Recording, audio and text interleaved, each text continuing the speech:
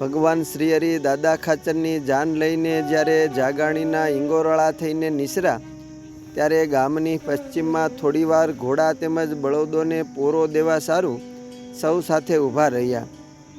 આ વખતે ગામના હરિભક્ત પટેલ કાનજીને કલોભાઈ હિરપરા, વણિક સુંદરજીને લાલજી તથા મુખી કુંવરજીભાઈ જાગાણી વગેરે સૌએ શ્રીહરિનું તથા દાદા ખાચર સહિત જાનનું અતિ મહિમાએ સ્વાગત કરેલ. શ્રીહરિના ચરણે ભારે ભારે ભેટો મેલી અને અરજ કરી કે પ્રભુ અહીં અમારા ગામમાં રાતવાસો કરો. પરંતુ શ્રીહરિ કહે કે પીઠવડી રાતવાસો કરીશું એમ કહીને આગળ ચાલ્યા અને પીઠવડી રાત રહ્યા. અવિનાશી ગયા ઈંગોરાળે, જેના ભાગ્ય ભલા તે ભાળે. ગામથી જઈ પશ્ચિમ પાસ, થોડી વાર કર્યો ત્યાં નિવાસ. ત્યાંના ભક્ત આવ્યા તે ઠામ, નરનાથ સુણો તેના નામ. શેઠ સુંદરજી શેઠ લાલો, વૃષનંદન જેને વહાલો. કાનજીને કલો બે પટેલ, સત્સંગી તે સારા થયેલ. સાખે હીર પરા સહુ જાણે, પ્રભુના ભક્ત પંચ પ્રમાણે.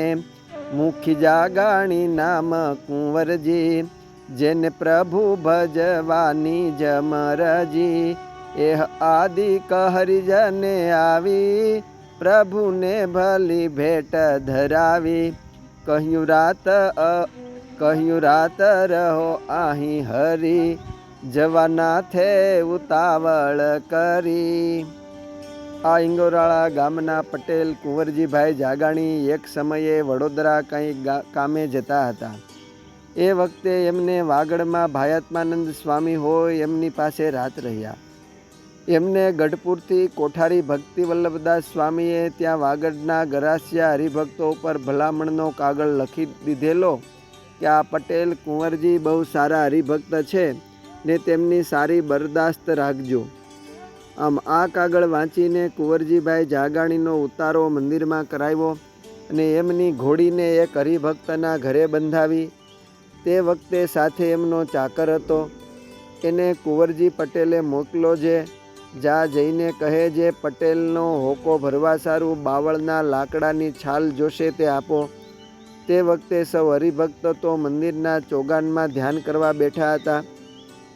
એ વખતે એ ચાકર આવીને બોલ્યો છે, આમ સૌ શૂનમૂન થઈને કેમ બેઠા છો? મને પટેલે હોકો ભરવા સારું બાવળની છાલ લેવા મોકલો છે તે આપો. આ સાંભળીને વાગડના સૌ હરિભક્તો તો અતિ આશ્ચર્ય પામ્યા ને બોલી ઉઠ્યા કે ગઢડેથી કોઠારીએ ભલામણનો કાગળ તો સારા હરિભક્ત છે એમ લખીને મોકલો છે. તે સારા હરિભક્તને હોકો હોય ને અહીંયા તો કોઈ હોકો પીતા નથી. તે બાવળની છાલ તો અહીંયા ક્યાંથી હોય? તે સાંભળી કુંવરજી પટેલે એ વાત સાંભળી ને પોતાને મનમાં ઘણો ખેદ થયો. કાગળમાં તો મારા વખાણ લખ્યા છે, ના હોકાએ તો મને બધાય વચ્ચે ફજેત કર્યો.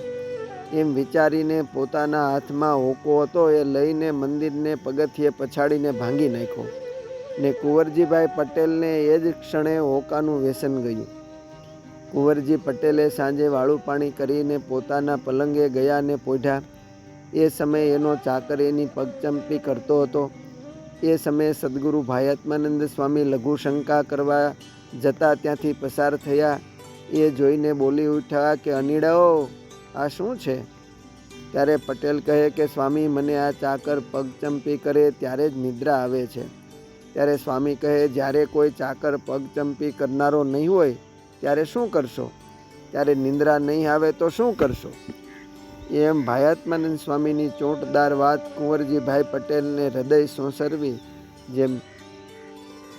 જેમ સારડીની જેમ ઉતરી ગઈ. એ જ ક્ષણે એ ચાકરને છૂટો કરીને જરૂરી ખર્ચી આપીને ઘોડું લઈને ઘેરે મોકલી દીધો. આમ કુંવરજી પટેલે હોકો પીવાનું તથા પગચંપી કરે ત્યારે નિંદ્રા આવે એ બેવ વ્યસન ત્યાં જ છોડ્યા ને બીજે દિવસ પોતે ત્યાંથી ચાલ્યા અને વડોદરા ગયા. અસ્તુ. જય સ્વામિનારાયણ. સદગુરુ અક્ષરાનંદ સ્વામીની વાતોમાંથી.